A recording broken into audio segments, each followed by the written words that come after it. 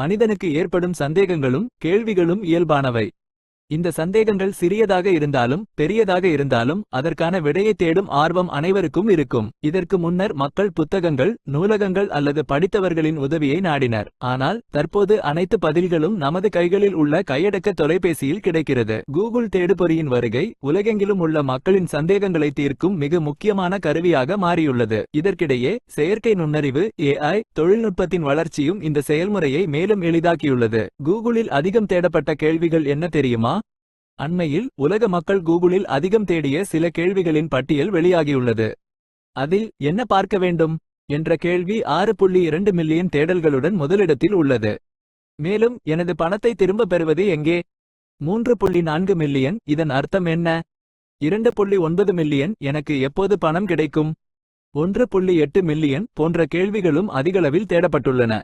எனது தொடருந்து எங்கே? கிறிஸ்துமஸ் வர எத்தனை நாட்கள்? மற்றும் இது என்ன நேரம்? போன்ற கேள்விகளும் 1.4 மில்லியனுக்கும் அதிகமான தேடல்களை பெற்றுள்ளன. 2024ஆம் ஆண்டில் மட்டும் 2024 தேர்தலில் யார் வென்றார்கள் என்ற கேள்வி 1.3 மில்லியன் முறை தேடப்பட்டுள்ளது. இந்த தரவுகள் மக்கள் பொதுவான தகவல்களையும் தனிப்பட்ட தேவைகளையும் பூர்த்தி செய்ய கூகுளை பயன்படுத்துவதை காட்டுகிறது.